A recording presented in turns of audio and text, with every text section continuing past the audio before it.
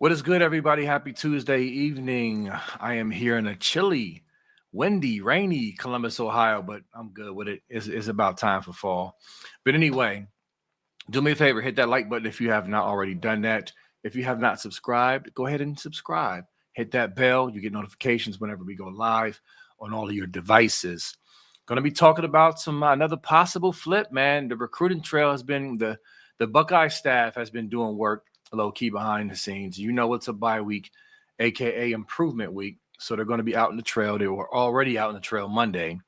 And so again, keep your head on a swivel with this recruiting stuff. We're going to get into it. Also, remember, when you send those wonderful super chats, helps to go towards the Pay It Forward, which is our military and first responders. We're going to look out for them because they always, without a doubt, look out for us. And another person who looks out for us is our good brother, Nevada Buck. How you doing, sir? I am doing great. The Buckeyes are cooking, obviously cooking on the national scene, cooking on the recruiting scene, and this is the longest streak of number one for any Big Ten team in the history of the Big Ten or something like that, or Something like that, yeah. something like that. So yeah, it's pretty wild how much success that we've had, how it's kind of come. I will say it's come out of nowhere, but you look back, you see Jackson Smith and Jigba, you might break the receiving record in the NFL, and you think back to 2022 when he got hurt. Had he been okay, probably win a national championship. Then we win in 2024. We're odds on to win 2025. We're going to be great in 2026. I mean, man, we we are in the middle of a tear right now, but enjoy it because look, Brian Hartline's a hot commodity. His name is being mentioned in every coaching search now. They mentioned Brian Hartline, Yeah. and Ryan Day is going to be linked to every NFL job that's ever going to come down the pike as well. So changes they are coming, but for right now, we're enjoying being number one and enjoying the recruiting momentum that we get from being the best brand in all of college football. Yep. Best brand in all of college football. Facts. Okay. Not a debate. Debate with your mama, as they say. So yeah, I've had a few people hit me up about Brian Hartline and the Penn State rumors and stuff like that. So yeah, it's listen, man, it is what it is. When we're the hottest team in the country, one of the best, if not the best, coaching staffs. Hartline is going to be rumored for every coaching job ever known to man. It is what it is. Now, I don't think, just a side note to address that, if anybody's wondering, I don't think Penn State hiring Hartline will be a good hire. I don't think that's a good hire for them. They need somebody with a little more experience. So with that said, keep your butt here, Hartline, for a few more years, and then we'll talk. But anyway, what you think, Nevada? You think that would be a good hire for Penn State to pluck Brian Hartline, who's only been a coordinator for 7 games and a position coach all his career? What do you think? Well, it's one of those things where with Heartline, I look at it from a couple different perspectives. One is from the schools are obviously trying to strike gold by finding that young coach that can kind of take them to the promised land. Right. People point to Dan Lanning, who'd only had like what 3 years as a defensive coordinator, and then he became there. Lincoln Riley had only been a coordinator for a little bit of time. I mean, Ryan Day had only been an offensive, had never been a head coach at any level, had only been an offensive coordinator, and now he's the best coach in college football. So I think people are looking at that, trying to strike gold with that. I think on the flip side with Hartline. I mean, Hartline's like you said, he hasn't even done it a full year. It's been Right. half a season that he's done it. That's the thing. And the thing that people don't want to talk about with Brian, but we can talk about it because we're on this air. And these are just facts. So you can look it up on the internet. He's had a couple of very interesting situations with the ATV, the drinking and driving. And there was an incident back in 2010 where he wrecked his car on the freeway and then left the car there. And they could never determine why he just left the car on the freeway after wrecking it, but that did happen. And that stuff's kind of out there with him in terms of, you know, what are you getting? You're talking about the leader of man or representative of the university. What are you getting in that? And so I think he's got a little bit of baggage in terms of that and a little bit of inexperience.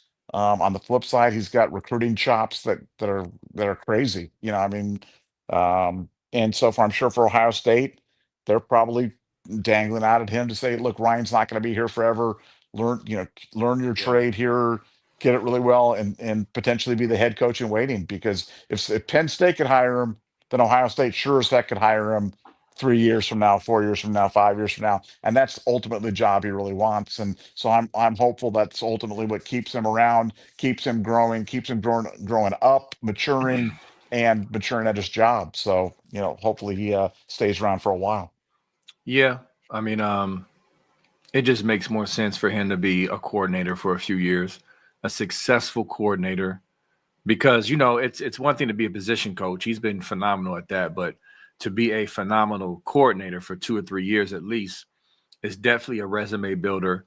And yeah, I mean, I do think his pathway and trajectory is possibly Ohio State, depending on what Ryan Day does and all that. But I don't know. Right now, I just don't think, honestly, even bias aside, me wanting him to stay aside, I don't think that's a good hire for Penn State.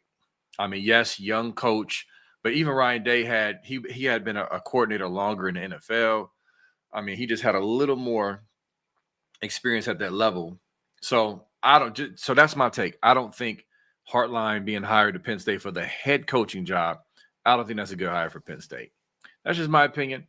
Hopefully Hartline sticks around for a few more years, wins a couple more natties, and then after that maybe spread his wings.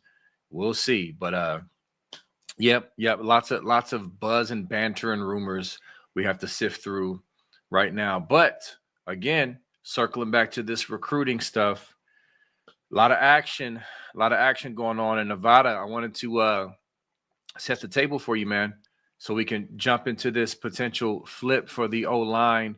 I know big fish on the O line has been a big discussion for our fan base, and we've had some debate: portal guys versus the big, 5-star recruits and all that. But right now, looks like we're in on a good one, and Coach Bowes is doing work. What you got for us, Nevada? Well, 5-star, interior offensive lineman, Darius Gray, he's committed to South Carolina, but he's a guy that the position coach of South Carolina, Lonnie Teasley, was fired, that was the guy that was his recruiter, that was his guy. The head coach at South Carolina now, obviously under fire. You can see how they're doing right now. Obviously struggling, having a little bit of issues right now, and he's listening to what Tyler Bowen's saying. So Darius Gray, 5-star interior lineman, 98 rated. I don't know, whether number 2 ranked interior lineman in the country, but he's a guy that's got a lot of interest in Ohio State. And for Ohio State, pretty much feels like they can go into anywhere and at least have a conversation. Well, there's a conversation being had right now, and it'll be very interesting to see how this one develops. But Ohio State's cautiously optimistic that they've got a shot at this guy, because once you lose the or once you lose the position coach, then there goes the comfort and relationships. You match the NIL money, you do some things like that, and then you about going to a brand like Ohio State as opposed to South Carolina. Darius Gray, guy definitely listening, guy to definitely keep on your radar, guy that definitely could be a Buckeye.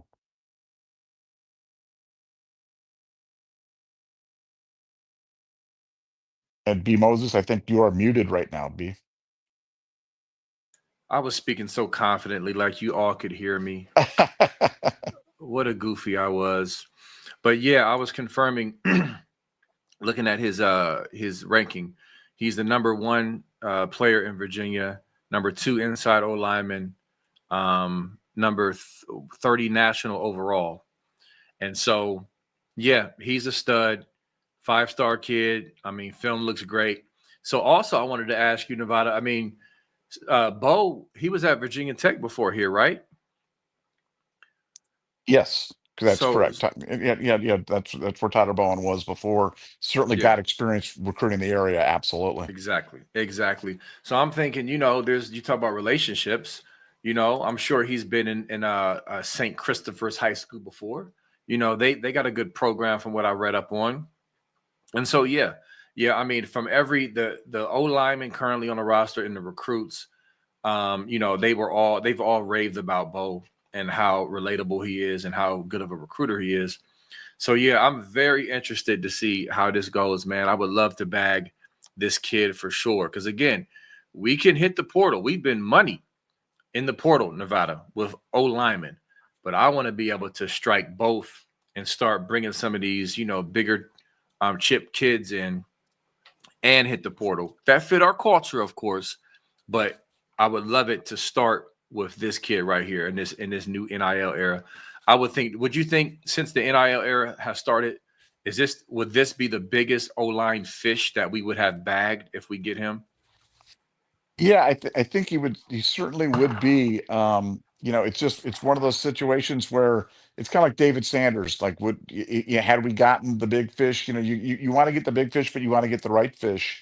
Right. And Ohio State feels like this is a kid that, obviously he's looking for NIL money, but it's not just about NIL money with him. And I think that's where, Ohio State's got to filter it out, got to find out, who's for what they're about. As you said, are they a good fit or not?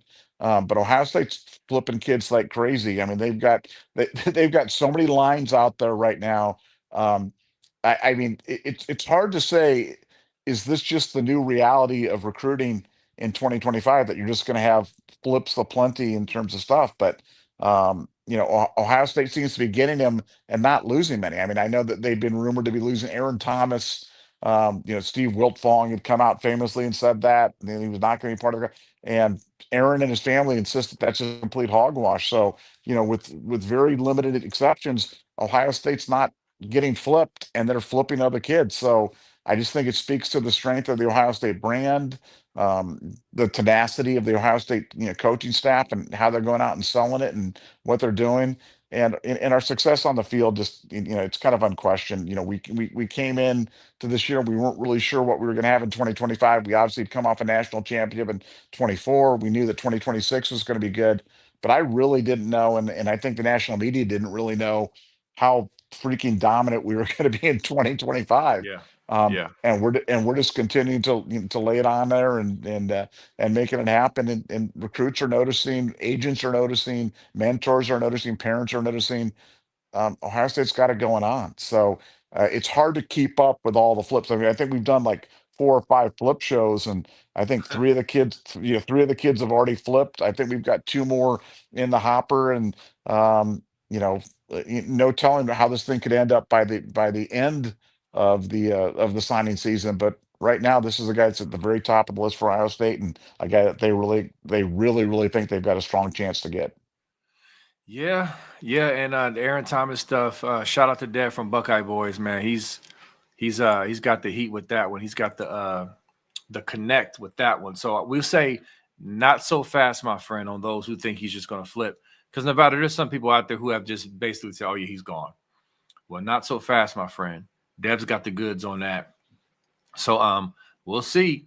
But yeah, it's this new NIL world. It makes me wonder, Nevada, with these flips, because I'll gladly take the flips, but it just makes me wonder, why do kids, I get wanting to get a recruitment over so that you can start your high school year without any distractions, but it's like, why do kids feel like they have to commit the summer before the season starts, when they know in their heart of hearts, if this goes south, or if they don't look good on the field, I'm flipping. Just wait. It's just a question, and that's for all of y'all in the chat. Does anybody else wonder that? Like, why not just wait if you're not really, really for sure? Because I mean, listen, I know Braylon Walmack caught some heat for his comments about Auburn, and somebody in the program said, "Hey, you need to make a statement."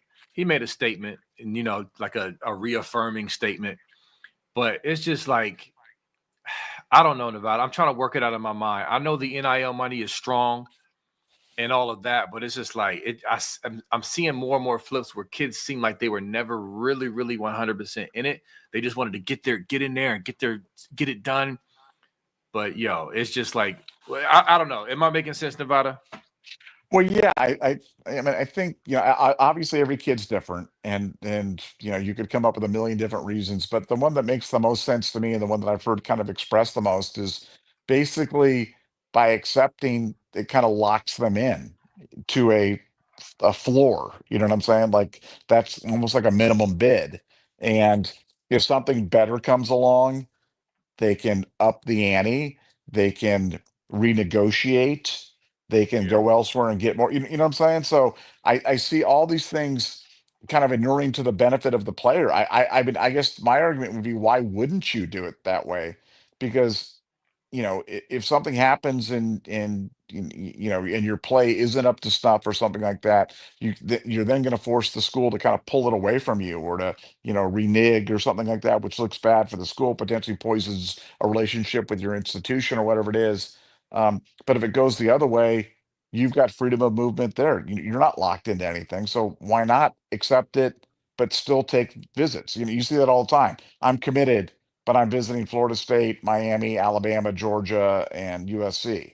And like, well, then so I mean, I guess I would look at it as, I would, if I had a kid, I would tell him to commit, and then go take as many visits as you wanted to, and have as much fun as you possibly could, because this may be one of the few times in your life where you have people whining and dining you and falling all over you, and you know find the place that fits for you. So why limit your options, but also you want to limit your downside by taking it. But that may be a very cynical way of looking at it there, B, but I think that's probably the way that people are looking at it in 2025, and probably why you're seeing so many kids. I mean, look at Ohio State, on that kid, Braxton Rembert, the Yeah. linebacker that's committed to the Wake Forest linebacker. I mean, 3-star linebacker commit to Wake Forest. Well, Ohio State's in on him now. So if you're Braxton Rembert, you're sitting there and you're committed, you look at his offer, it was like, Wofford and Yeah. James Madison, and he commits to Wake Forest, and then he starts blowing up, and now Ohio State calls you. Well, are you going to stick with that commitment to Wake Forest, or are you just out the door? At the time, that might have been a great offer for him. So um, I just think circumstances change, and kids want to have as much freedom and options as they can, and that's probably how they're pursuing it. Yeah, I think that's definitely one aspect and perspective. I mean, that's a specific one with Remember. I mean, that's, to me, that's clearly an outlier as far as you're going from Walford offers to Ohio State. I mean, that's kind of like, I get it. But I don't know, for some of the more lateral moves for these kids, it just seems like okay, for me, if it was BJ, I would tell him, take your visits, have fun. Um, but if you really ain't like wholeheartedly in it, don't commit yet. Take your visits. Collect the offers. This is what this school's offering me. Okay, can you match this? Or I can help them, agent, whatever. But for me, I would just say, if you're not, unless you were just like, listen, I love this school, I see myself here, then okay. But I don't want my son to just commit just because he wants to lock in. Yeah, And but B, go what ahead. if they said, to you, look, we need to allocate our NIL money. So if you commit now, we'll allocate that money to you. But if you don't commit now, that money may not be there at the end of the road, because we may have to gone on to somebody else. You know what I'm saying? That so because what you're saying sounds honorable, and I respect the heck out of what you're saying, but would you really do that, where you're like, I'll just pass up, I'll just trust that the money's going to be there at the end? I mean, let's assume your kid isn't Terrell Pryor. So he's just a really good player. You know what I'm saying? Right. Like that, but he's not like the greatest player that ever was. You know what I'm saying? Four Like star. A a good four 4-star, star. a good Yeah. 4-star. Yeah. Does he? You see what I'm saying? It's just it's multi-layered. I really do, like I said, I really want to hate on the kids for doing it, but I just can't, Yeah, because I get it. I'm not hating on the kids, because honestly, it's not even just the kids, as we know. I mean, they've got the parents, the uncles. You've got, the coaching staff at the high schools who've got a connection with the coach at the college. You know this. We both know this. There's a lot going on. So it's not that I'm sitting here mad at the kids for committing too early. I understand it's a lot going on. It's a lot of pressure. Shoot, that example you just gave, it's a slick one. Well, we got to get this NIL money allocated. It's just another way to pressure them to commit and get them in. I get it. It is what it is. But I don't know, man. It just I don't know. Unless I haven't been in it with my son yet to be able to really. Now, listen, I get good insight from the information we get and the relationships we have. We get a nice window in of how this thing goes in real, actual stories. So we have some type of insight, and I know it's challenging. It just be like, man, like, come on, you. I don't know. If it's the NIL money locking them in, fine, so be it. But a part of me be thinking like, you really wanted to be a Buckeye, man. You know what I'm saying? And it just makes you think. But that Rembert kid, that's a whole nother story because he just hit the lottery. He hit the jackpot. He went from the level he was at to Ohio State. And so I totally get that. But it's interesting. I wish somebody would do like a 30 for 30 or like a documentary on recruiting, and they showed some of the footage of conversations, stuff like that. I think that would be cool. I think that would be a nice little thing. What you think, Nevada? Yeah, I mean, like I think, I mean, recruiting is, look, people are fascinated. It's an entire industry. People make their living, thousands of people make their living off of it. Millions of people Yeah. follow it in terms of doing it. And college football is hotter than it's ever been. And recruiting is the lifeblood. But yeah, NIL has definitely turned it into the wild, wild west. And you definitely see the seedy side of it. Maybe it's not the same as the bag men. It's out there in the open now, but um, you know, I uh, I think recruiting and recruiting stories are always so interesting, and um, it's kind of like guys going to the NFL early. Like I think fans want to be mad at them for doing it, and I think people want to be mad at kids for chasing the bag. And I'm not mad at them all. I think that based upon everybody's socioeconomic background or whatever they're doing, they just got to make the best decision for them. And I Yeah. think that stuff generally self-selects because that generally is the best. It's the best decision for Ohio State as well, because if that's just what you're about, no matter how talented you are, no matter how good you are, I don't think it's the right fit at Ohio State. And I don't think those are the kids that you want. And it's not saying that they're bad kids or not, but not everybody's a fit. Not everybody's a fit for every business. Not Yeah. everybody's a fit for every relationship. Not everybody's a fit for every football team. And I think you got to find the right kids. And I got to say, Ohio State's done an absolutely incredible job in terms of doing it, much to the chagrin of some of the fan base, because sometimes they don't understand why we're not just paying top dollar for every kid. But this is the reason why you got to find the right kids.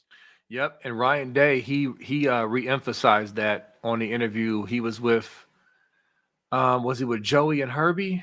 I think he was in an interview with Joey Galloway and Herb Street, and he mentioned it again. Nevada, he said, if what you lead with is money, then because he was saying the same kids and families that leave with money, they might be quick to leave when they don't get it, or might be quick to leave when something. So he's doubling down on the culture thing, culture over currency. And again, that doesn't mean that we're not going to pay kids. Go look at some of our best players NILs and what they're making. You can come to Columbus and get bread. You may just not get the Brinks truck backed up on you when you arrive. You're gonna have to earn it and work through it, and they'll give you an offer. They'll get you something to get you started. But yeah, you're right, Nevada. I mean, unless you are Jeremiah Smith or whoever they deem to be generational or worth that level of money, you're going to get a certain package. And it's like, listen, this is what you're also going to get with this. I mean, we can go down the line of development, Columbus, the city, all the opportunities we have here in Columbus, and on and on and on and on. Alumni, largest alumni, whatever. We know what comes with being a Buckeye. And so I think as time goes on, Nevada, more and more parents and people will start seeing like, hey, what they're doing is working. Because like you said, to the chagrin of the fan base, a lot of our fans over the past few years have been, I mean, just very upset that we haven't just dropped bags on every player who's demanding these crazy bags. but yet we're still churning along. We're still trucking. We're still a premier program, and we're not stopping, no time soon. So I think we'll continue to prove that. And then I was also real quick, I was looking at a little piece on YouTube. I think it was CBS who did a story on Ryan Day and how he emphasizes mental health. And they were interviewing the players and how much they love him and all the other stuff. I mean, listen, man, as long as Ryan Day is here, we're going to be good, period, on all facets, Nevada. Well, yeah, and new book coming out, Buckeye Brotherhood, the Bill Rabinovich book. You saw some. They released some of the excerpts on it. You get kind of a good glimpse into Ryan Day and what Ryan Day is about, and some of the stuff. I don't know if you had a chance to look at it, but they had some. We were the first outlet to report on that players only meeting that happened with Ryan Day last year, which was the whole thing that kind of turned everything before the national championship run. And at the time, we'd reported that it was a very you know unfriendly meeting. It wasn't puppies and rainbows. It was very heated, and that some of the players felt like Ryan wasn't taking accountability. And some other outlets have kind of come out and push back on that. And there have been some comments of, no, everybody hugged and everybody thought it was great. And Ryan, and then in this thing, they have quotes from guys in there where literally players were saying to Ryan, why did you were trying to prove something to Michigan last year? Why did you? Because Ryan was going on this thing about winning the rushing battle. And like that was some sort of a mantra for him. And, that's been something that we've talked about so many times on the message board about how, you know, who cares if you win the rushing battle? Just win the freaking game. You know what I'm saying? And I don't know. Did you get a chance to look at any of those excerpts? And was there anything pop out at you from that new book, Buckeye Brotherhood, by Bill Rabinowitz? Yeah. So actually, you want me to read Mitch Melton's comment? Because I will certainly do that. Please do. Yeah. So let me go back. All right. And yes, I did see some of the experts. So Mitch Melton was the first to speak up. Quote, I raised my hand and asked Coach Day, these past 2 years losing the way we had, what did you learn? Milton said. And then he said, Day began his answer by talking about scheme. That didn't satisfy Melton. He said Day talked before the game about the need to establish a run game because the winner of the OSU Michigan game tends to be whichever has more rushing yardage. But that can be an effect rather than cause. Teams run more when they're ahead. Melton and probably others believed that coaches knew Michigan was a ground-based offense and stubbornly wanted to beat the Wolverines at their own game. Finally, quote from Melton, I realized soon after the game that was very prideful in our own right, and it cost us a Big Ten championship, Melton said. What I wanted out of that meeting was to be very honest with ourselves and clear on what happened and why it happened so that it would never happen again. That got the ball rolling for what became a contentious meeting. Other players challenged Day when he gave answers they deemed unsatisfactory. So that's a little excerpt from the book. What you got on that, Nevada? Well, there's one, a little bit later on where it basically, essentially, the player was like, they said to Day was giving some explanation about things, and he's like, I hate it when you talk like that, or people don't believe you when you talk like this. Let's I see don't if I know can get that. exactly. Yeah, see if you can find that Hold on. one. But that was it was pretty interesting, man. Like you felt like you were in there and you could kind of feel the tension. And it was all stuff that we've all been saying and all been thinking and all been discussing, and you could see it was on the player's mind clearly as well. Yeah, I had it in my inbox. Here it is. All right. I forgot who said it. Seth McLaughlin said, but someone was like, Coach Day, when you go on about stuff like this, I'm not going to lie. People hate you when you act like this. So listen, I'll jump in on this because to paint this picture properly, I think both sides need to be seen. The way the players talked about this, even the Jack Sawyers and other players talked about this meeting, it was like literally a tough love. Just imagine your real family, that you love to death, but you also got beef with at times. It's like, your cousin Ray is a goofy and he be doing X, Y, Z. And you're like, come on, what are you doing, Ray? But you love Ray. You grew up with him, or that's your family. You rock with him. You do anything for him. That's what it's like. The players there's things about Ryan Day and any coach for any player that like, man, coach be tripping with that. But I also love coach because I know he cares for us and loves for us. And so loves us. So what it sounds like to me, Nevada, based off of all the collection of information thus far, that it started off contentious. Maybe some felt like Ryan Day wasn't being accountable, and even vice versa. And then towards the end of that meeting, as everything wrapped up, things, you know how you get in an argument or debate, and finally, hopefully, towards the end, it's like, okay, now we may not agree on everything, but we see eye to eye on moving forward. And that's what it seemed to be. It's just like, of course, you got to think about that. That was a game they had no business losing that game at all. And so, and there was a lot of blame to go around, but it starts with the coaches. So I'm very curious about this Rabinowitz book, Nevada, because those are some good little nuggets he threw out there to get people. That was smart of him to get people talking. Well, it just, it's amazing because, the whole thing about because I'd heard from multiple people, and we've talked about this ad nauseum on the board, that it was Ryan's pride, that Ryan's game plan last year was he was bound and determined to win the rushing battle because he wanted to prove how tough they were, and he felt that Michigan was so outmanned that they could really do just about anything and still win that game. And it backfired on him. And what you hope is that, obviously, relitigating that game over does no good for nobody, but hopefully he learned from it. Hopefully he learned from it. And when I see Ryan go out there against Wisconsin and throw the ball the first 14 plays or whatever the heck it was, I don't know about you, I'm excited by that. Like, to me, Yes. that's like, because normally a Ryan Day thing is throw 2 passes, then run because you need to show balance and this, that. And it's like, forget that. Let's lean into the fact that we are the best passing team. We're the best passing team in Ohio State history. We're the best passing team in college football.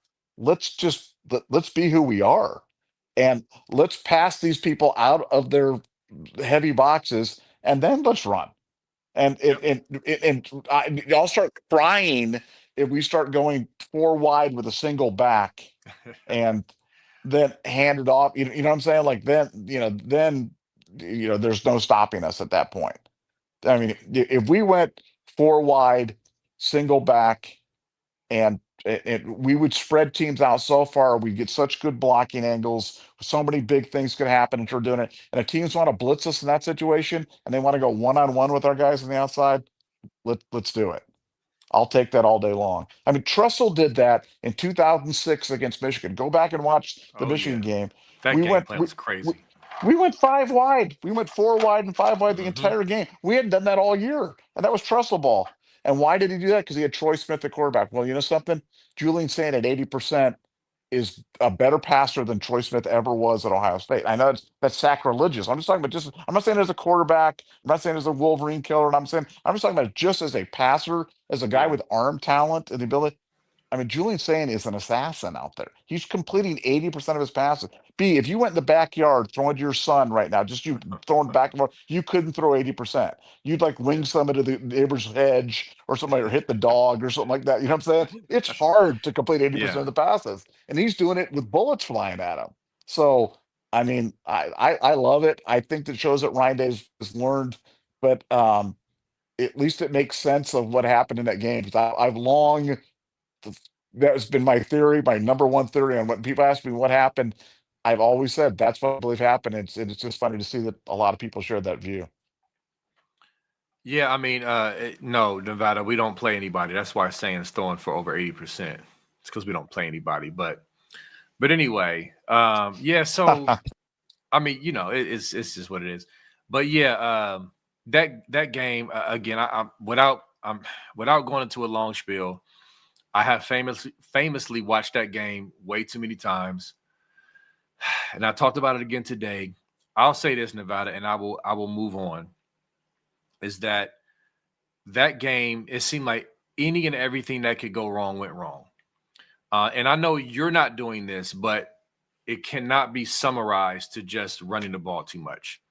I mean, when I went back and revisited my notes, I was looking at all the stuff, and I'm just like, I mean, from Trey Henderson muffing the kickoff coming back from the first half, Even Tate had a drop for a first down.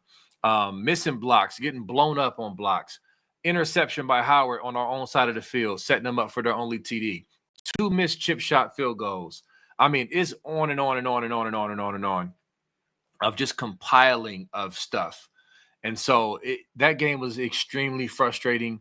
And the mental thing of, the 3 years before, and of course we know they cheated, but it still gets in your head. I think we may have come into the game thinking, okay, yeah, we got this, but then you know how stuff just piles on, and then you get tight, and then you get goofy, and it was just bad. But circling back to your point, which is really what I want to end with on this rant, is that the Wisconsin game was definitely great. Because again, remember, I said, Dev asked me, what do you expect? We were debating, are we going to see conservative on the road, 12 personnel? And I said, I think we're going to pass. And we did. And I loved it, Nevada. I was so happy too. And you know what else I was happy about that I don't think enough people are talking about in that game plan or within the flow of the game, Nevada, and you mentioned it, how he dumped it off to the running backs. And we picked up yardage on that. He's so good. I was talking to my guy about this, Nevada. Sayin is so good. He's not a check down Charlie, but he's really good at checking down when he needs to. He doesn't force things downfield. And you see our running backs, say what you want to say about our running backs, but even James Peoples can catch well and at least make one guy miss and pick up 7 to 10 yards. Donaldson, he's a former tight end. He has great hands. All our running backs are good catching the ball out of the backfield and can make a guy miss. And to me, Nevada, with the passing attack, implementing the backs into it like that, to me, is just extra crazy. And like you said, yes, do that and then pop them with the run after that. They're going to have to unload that box. And we will eventually win the rushing battle like you want today by default, because we'll be milking the clock to take the victory formation. Well, yeah, and I think the thing about Julian, and we talked about this preseason. We're like, Julian is so smart. He is, there are slow processors and there's fast processors. Julian's a fast processor. He is really, really smart. And, you'll see it when he's in film study. You'll see it when he's taking written tests. You'll see on the game in practice. He just identifies things right away and knows where to go with the ball. It doesn't mean he's perfect. Doesn't mean he sees, can see everything. He'll miss a guy here, miss a guy there, or whatever it is. But he's able to scan the field, do the thing. And if for anybody who's ever played quarterback, you see there's so many things going on, and you've got to be able to read your keys to know where to go. And my favorite passes of him are those little dump passes to Bo Jackson in the middle of the field for 5, 6, 7 yards. You know what I'm saying? Because those are chain movers, man. And once we start getting going, once we get that first down, we're off to the races, And when you're getting 5, 6, 7 yards on those check down passes, little passes to Max Clare, little passes to Bo Jackson, James Peoples, CJ Donaldson, whatever it is, it's so hard to defend at that point. It's so hard to defend. And what Ohio State's doing is they're running their routes, and they're always having an outlet now. They're always keeping a running back out as an outlet or a tight end out as an outlet. And you put that out to that guy, and like you said, if he makes the guy miss, it's 11 or 12 yards. And even if he doesn't, it's 6 or 7. That's the Ohio State passing attack. But you need to have somebody who's quick enough, who's mentally has enough acuity to be able to read the stuff and go to the right guy. Julian Saint's the perfect quarterback for that. And then you throw on top of that is crazy accuracy. Yes. It's really a deadly combination, and it's why I'm so excited about Ohio State's chances in the playoffs, because we've talked about it yesterday. When you get in the playoff time, it's all indoors, man. They're all Yeah, it's that was a great point. Indianapolis. I wasn't even thinking about that. These are all. It's not going to be about slugging it out, on Green Bay's home field and having to run the ball because it's 37 degrees below zero. It's going to be 70 degrees and temperature controlled every game. So we're the perfect team to do that, and that's one of the reasons I like our chances. Yeah, man, you got me excited talking about this, because say what you want to say about our O-line, and I know they've had some clunkiness with the run game, the consistency of it, but not with pass pro. Because what makes that possible, Nevada? Keeping the back end for a dump off and not, making them stay back for pass pro is because our O-line is so good at it. And then on top of that, when teams blitz, when they bring 5, 6 guys, Julian, not only is our pass pro good and we pick up the blitz well, for the most part, Julian processes so quickly and knows where the hot is. He know, and our receivers, Carnell Tate, Jeremiah Smith, even Ennis, who doesn't really get credit for what he does, they get open. And so he's so smart. He processes. He doesn't panic. He's not skittish in the pocket. And it's just like, okay, cool. You're going to do that. Boom. So, yes, Nevada, the more the story is, yes, continue to work on the run game, because I agree with Ryan Day. He pretty much, paraphrasing, he pretty much in the press conference said, hey, this is fixable stuff. We're going to look at it. He didn't come out and say Padilla's going to start, but he also didn't give Tegra any vote of confidence that he's going to keep starting either, if you know what I mean. So we'll work out the run game to be more consistent. But even with that, we're so potent with the passing attack that we had on display against Wisconsin. And by the way, Wisconsin is not trash on D. They're a solid defensive team. They're just bad on offense. And so that was not like we were just throwing against orange cones. They're decent. So, yes, that attack right there to me gave me a lot of excitement for the future, especially going up to Ann Arbor to the Big Blouse. So, yeah, Nevada. But if you got anything on that, we can get into super chats. Yeah, no, I like I said, that game plan. I've never seen Ryan Day do that. I've never seen Ryan Day throw that many times, and I kept Yeah. waiting for him to not throw. Let me see You know what I'm saying? how many throws he had. Go ahead. I mean, and maybe I'm misremembering. Maybe I'm misremembering, but it sure seemed like we threw a lot. You know what I'm We did. saying? We did. Yeah. So, whatever it was a considerable number of throws and very few runs to begin the game. But now, hey, OSU basketball. I know this is not a basketball podcast, but big. I mean, maybe biggest commitment in the past 10 years for Ohio State, maybe You. since That's a 2014. That's I a mean, good question. I don't think we've got a bigger recruit than this in a Not long, that I long can time. remember. No, it's been a long time. I'm gonna see Anthony it. Thompson, Thompson. and for you guys, for you old heads like me, when I see the name Anthony Thompson, I'm immediately thinking of running back for Indiana who scored all those touchdowns against us and beat us on the darkest day in Ohio State football history. But When Randall L was the QB. no, this was way before. This is Bill Mallory. Oh. Oh This wow. was this was like 87, 88 or something like that. This is when B Moses was like, what are you, like 2 years old back then or something like that? I won't disclose it, but I was a kid. It was a little kid. But yeah, no, it was terrible. I don't even remember exactly what it was, but it was terrible. And I think he scored like 4 touchdowns against us, and Indiana beat us, if you can believe that. So that was that was almost unthinkable. But yeah, big recruit, 5-star recruit. I think it makes 2 5-star recruits for Ohio State in this recruiting thing, I believe, by Deebs. And so OSU basketball about to get really good, because you can get in football, you need to get multiple bunch of guys. One guy doesn't make it. Basketball, you get 1 or 2 guys that can change everything on your basketball team. So yeah, very, very excited. But number 8 player in the country, and really, really excited about him, and really, really excited he's coming to Ohio State. Yep, here he is. I watched him, and he's nice. I mean, he can block shots. He's got a soft touch from the outside. He can score. His post game is solid. I mean, he's a very good all around player. And so, yeah, I mean, listen, I know you said this is not a basketball podcast, but I would love for it to be, or at least to the point where we could work it in like confidently, like we have something to be happy and excited about, like, what I'm saying? Like, it just hasn't been that way. So I know Deeb's coming off of last year. He's gonna have to cook, because there's a lot of people was like, man, I don't know if he's the dude. We should have went out and got such and such. And maybe that's true, but he gonna have to step up and show and prove. But this right here, that's definitely a good way of eating the elephant one bite at a time, bringing in talent. So we're going to see. There's your basketball segment on the Buckeye Scoop channel for now. Okay, so Anthony Thompson versus Prime B Moses back then. Who wins in a game of 1-on-1? What is he, 6'9"? Yeah.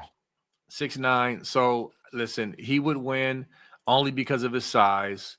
Only because couldn't you? Yeah. But your speed, your quickness, your cat-like Exactly. quickness. Yes. Yes. So I would have been able to get some off on him. I was a scorer. I could shoot. I would have been able to score, but he would have got me just off the size alone. So I'll give it to him because that dude, you look on the court. I mean, he looks. You know how guys look longer and like how can I compare? JJ Jared Sullinger, right? He's 6'9", but he doesn't look lanky 6'9".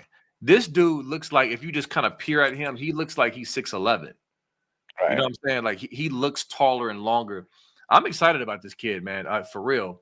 But I was definitely surprised, man. When I saw this today, I was like, oh, okay. But they got to make it happen, man. They can't keep losing those close games. Remember, Nevada, I don't know how much you watched last year, but they would just blow games. They would be in position to win, and they would just choke. There were several games like that where they would just lose and just choke at the end. You got to get over that hump, Deebs. I'm rooting for you. But anyway, Yeah, look, when OSU basketball's good, I mean, is it the end all be all for football? No, but it doesn't hurt. So I yeah, like basketball being good, and I'm excited about this. But yeah, definitely optimism on the basketball front. yep. Keep it going, Jake. All right, let's jump into some super chats. Retire number 75. Thanks for the 499. Possible O line next year: Austin, Luke, Josh, Carson, and Philip Daniels. That would be nasty. Yeah, yeah. I mean, what you think, Nevada? I mean, first of all, getting Philip Daniels, like they did, and that was not a big NIL deal. That was like a small NIL deal, Right. and get your starting right tackle, out of the thing.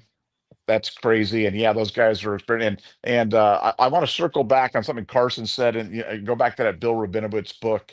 But Carson Hinsman, there's things are going back and forth and back and forth. Offense is blaming defense, defense is blaming off. I mean, they're blaming day. I mean, everything's going on. And Hinsman stands up at the meeting and says, really, when we really get down to it, the offensive line is the one that blew it. We're the ones that blew it. We need to be better. We will be better. So like Carson, Carson's a man, dude. I love that Yeah, kid. he's a I good help kid. me. Yeah. He's a good kid, and anybody that doesn't root for Carson Hinsman's crazy, man. Because that kid is everything you want in a Buckeye, and the fact that he was buried so far on the depth chart, and he's probably going to come in and win the Remington this year. It's just wild to think about. But he's a great kid. But yeah, when they needed it most, he stepped up and accepted responsibility, and I'll always love him for that. So way to go, Carson. Yeah, he has a great personality. Again, I'm one of the weirdos who watches all the player interviews. To me, I get stuff out of it. As a fan and as an analyst, and watching, and I kind of peep the different personalities of different players over the years. And Hensman is definitely my favorite O line interview to watch. And I can so see him saying that in Nevada in a meeting. And yes, I love his story, being buried in the depth chart and coming back like he is. And he's right. He's not wrong because again, the blame for that Michigan game cannot be boiled down to one thing. The O line, there were execution issues, there was coaching issues, there was all types of stuff, and the O line was very bad that game. But the coaches didn't help them either with not helping them to adjust to what they do better. But that's a whole nother podcast. But yeah, I can't wait to read that book, man. It's gonna be good, man. But I'll tell you what, if we can get this back to back though, Nevada, sweet Jesus, people are going to. You think we're hated now, Buckeye fans? And we're hated now. And by the way, I don't know if y'all have noticed, the SEC fans and the Buckeye haters or whatever are just swarming right now. They see what's coming. They're trying to get out in front of what they see that's coming. And so they're trashing our schedule. They're trashing, oh, whatever. Once you get into the playoffs, you'll be so rested and all that. You see what they're doing. They're getting scared and nervous. And so just let I just kind of point that out if y'all haven't noticed that. But yeah, man, we are cooking right now, and I'm just excited. I'm excited, Nevada. Yeah, I mean, look, we got some great games coming up, and it's the schedule. I mean, nobody. No, it's funny you talk about our schedule. We play Texas the out of conference game. Like people want to bag on Texas. I'm telling you, Texas is going to win some games this year, and their defense is legit. Texas's defense is as good as anybody's in the country, and but the fact that we were willing to, we didn't play, you know. Furman and Mercer. We scheduled Texas, so I don't Right. want to hear anything about our schedule because, I mean, come on, get real. Yeah, it's ridiculous. They are like doing all types of mental gymnastics to downplay the Big Ten and our schedule and all this other crap. It is what it is. But a couple of birthday shout outs. Happy birthday to Chris Reisner, or is it Risner or Reisner? Turning 60, I believe. Happy birthday. Happy birthday. We appreciate you for being a Buckeye Scoop member. We appreciate your life. I hope you had a great day today, and then you're going to have some fun tomorrow, whatever you're going to do this weekend. So happy birthday to you. And also, a little birdie told me, is this true? Is today your birthday, Nevada Buck? Today is Nevada Buck's birthday. Yes, it is. Yes, it is. Happy Nevada. birthday, Nevada. Come on, man. Well, You I got my present. I said, my present. I said, all I want to do is be able to podcast with B Moses tonight, and I got my gift. So, like, you are my gift, B. So it's like, oh, I got, stop it. I got everything that I wanted, man. So this is awesome. But yeah, Man, yeah, birthday for Nevada. this dude is holding out. Come on, dog. I would have had something prepared for you, a little cupcake with a candle or something. Yeah, no, Man, happy birthday, brother, man. well, Did you do thanks. anything today? Yeah, I played golf. I played golf and hung out and tonight my daughter's playing for the Minnesota State Championship in hockey. So Nice. I'm on pins and needles there 2-2 in the third period right now. So Ooh, I'm praying for a little victory there. So hopefully they can get it done. that's dope, man. That's crazy. I'm like, I got the text message like, are you serious? This dude, you one of those who could just be quietly, oh, it's my birthday. Man, stop it. Happy birthday, man. We love you, man. Like, we want to Well, show you love. I'm glad well, somebody told me. Yeah, thank you. man. So that's good stuff. All right. So what we got next? All right, Mike Sturdy, thanks for the 5. It's about to be pretty awkward at the Moses family Thanksgiving dinner when cousin Ray Ray shows up feeling some kind of way about tonight's show. That is very well played. Listen, I'm already getting texts from Ray Ray right now. He already blowing me up like, bro, really? Really? Nah, I'm joking. What you got on that, Nevada? You think I'm gonna have a hectic Thanksgiving dinner? Yeah, I think it's definitely gonna be hectic now. Are you preparing the dinner? Are you catering? Are you preparing it, or what are you doing, man? Um, I'm not quite sure yet, but let me let y'all in on something if y'all not hip. The past few years, we've been getting a turkey from Popeyes. You heard me correctly. Popeyes chicken has an incredible turkey. It's already like all you got to do is bake it. It's seasoned. It is delicious. Okay? So that's one thing. Or, we do deep fried turkeys, which to me, I'm not doing anything other than a deep fried turkey or a pre-season like a Popeyes, like with flavor. I ain't doing no more regular baked turkeys. Why would you when you have these other options? But not sure, excuse me, not sure. Because we kind of alternate going back and forth to my wife's family up in Cleveland and staying home. So we don't know quite yet. So that's a good question. I need to holler at her tonight about that actually. But anyway, what you got going on? You catering? Are you going to somewhere? No, we're gonna be cooking. But see, my wife, very clever move on her part. Part of her gift to me was a honey baked ham gift card because she knew that Ah, I would spend it on a giant honey baked ham for things. So, like, come on, that she's kind of killing two birds with one stone. So yeah, she like is. people like, are you gonna do the ham? I'm like, yeah, I actually have a gift card. She's like, oh wow, how convenient that is. So Very maybe slick. your wife will give you a birthday present and be like, it's a gift certificate to Popeyes. And hey, they have turkeys there, B. So why'd you go down there and get the turkey? See? Clever. She's playing Uh, chess, man. We're playing checkers out here. oh man, I would be so mad at her for that. Like, you better go back to Amazon and find me something Get, else. get me a hoodie with a Popeyes Yes. gift certificate in it or something like that. Yes. There you go. Yeah, That'd actually be dope. that would work. 'Cause, I'm addicted to buying hoodies. I mean, like, Buckeye hoodies. I'm addicted. I got a problem. All right. What we got next? Josh Robideau. Did I say that right? I said that with confidence, like it was right. I hope it's right. Thanks for the 4.99. I've not been able to log in for going on 2 weeks. Help, please. You talking about the scoop board? If that's the case, Nevada, yeah, we gotta get him right, man. Well, first of all you got to do is send an email to buckeyescoop@gmail.com and tell me your issue, and we'll walk through it. We'll get on it. So send me an email, buckeyescoop@gmail.com. I will jump right on it technically and find out what's going on. No Yeah, problem. yeah, we'll take care of you, Josh. All right, Lisa, what up, Lisa? Thanks for the 4.99.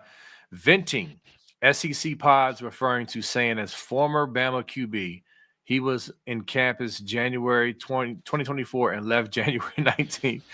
Yeah, it's ridiculous. I mean, even with some of the announcers, former Alabama player Caleb Downs, he's been gone from there. Shut up. But yeah, man, it's ridiculous. I definitely hear you on that, Lisa. You got anything on that, Nevada?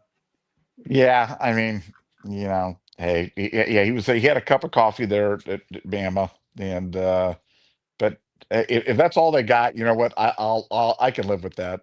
I can live with that. They can claim him for their own. They can do whatever it is as long as he's playing for Ohio State, and we got we got to see it because I like I said, I've seen this kid play for a long, long time. Saw him play in high school. Saw him play at the Elite 11, and when he committed to Bama, I'm telling you, I was heartbroken because I was just like, man, I would love to see that guy with Ryan Day and Ohio State, and I never thought we'd get to see it. So the fact that he's here, um, I'm over the moon about it, and they can have their little win with their former Bama QB. We'll take the national championships. Bingo. Yeah, that the way you ended that was masterful, sir. I agree. And yes, Stilly Matt, there are plenty of honey baked hams in Ohio and Columbus.